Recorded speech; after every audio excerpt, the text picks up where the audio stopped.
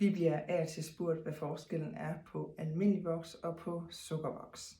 Og jeg skal prøve at give dig mit bedste bud på, hvad de sådan helt store grundlæggende forskelle er.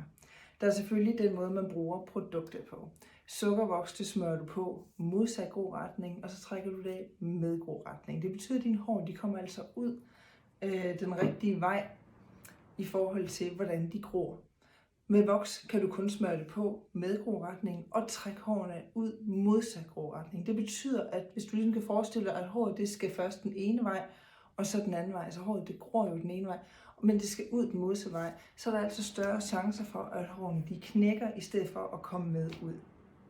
Det er sådan en af de helt store forskelle på det. Sukkervoksproduktet, fordi du trækker hårene med ud, det gør det altså til en meget flottere behandling, det gør det mindre smertefuldt, og det giver simpelthen et meget finere resultat af din hårfjerning. Udover det, så sukkervoksen den er kun lavet af sukker og vand. Der er altså ikke noget andet kemi eller farlige indholdsstoffer i, som du kan få allergi og udslæt af. Det betyder også, at det her sugaring, det kan kun hænge fast i dine hår og dine døde hudceller. Hvilket vil sige, at når du smører produktet på og rykker det af, det der gør ondt, det er når dine hår de kommer med. Hvis ikke du har nogen hår på et område, men du smører sukkervoksen på og trækker den af, så kan du altså ikke mærke, at du trækker det af. Det der gør ondt, det er når hårene du ryger med ud. Så har det bare den her bonuseffekt, at det også fjerner dine døde hudceller, så du er silkeblød efter en sugaringbehandling. Voksen, den fungerer lidt ligesom lim. Du smører den på, den hænger fast i dine døde hudceller og din levende underhud.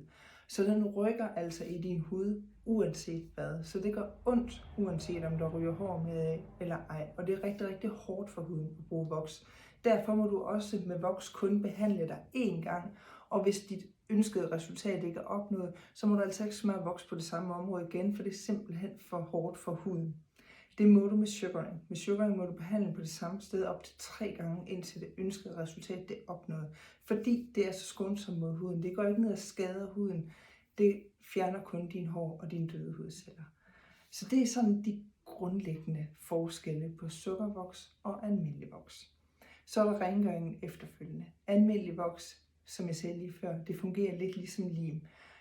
Du skal bruge et olieprodukt for at kan få det af huden igen, og det er faktisk rigtig svært og lidt kompliceret at få det af igen. Og man kan sige, at der er ikke nogen fortrydelsesret. Hvis du først har smurt et stort område ind i almindelig voks, så er du altså kun få det af ved at få det rykket af. Det er kun de sidste små rester, du kan fjerne med olie.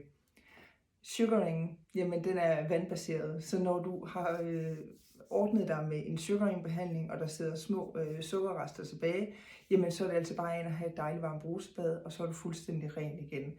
Og der er fortrydelsesret. Så hvis du smører på, og du alligevel ikke lige synes, at du har lyst til at rykke det af, jamen ind under den varme hane, så skyller du hele produktet af igen, og så behøver du ikke alligevel. Stripsene kan du genanvende, når du bruger sugaring, fordi du har mulighed for, simpelthen med alle dine brugte strips, lægge dem ned i en spand med varmt vand. Vent på, at alt det her sukkervoks det smelter af, hæng stripsene til tørre, og så er de altså klar til brug igen næste gang. Det kan du heller ikke med almindelig voks. Så der kan man sige, når du har brugt stripsen, jamen så duer den ikke mere, så smider du den ud. Det er sådan de grundlæggende forskelle på almindelig voks og sugaring. Begge dele fjerner hårene rigtig godt, men vi er selvfølgelig fortalere for vores sugaring, fordi det er så meget bedre for huden, og det skal du altså bare tænke på, fordi din hud den skal beskytte dig resten af livet. Så behandle den godt, når der er mulighed for det.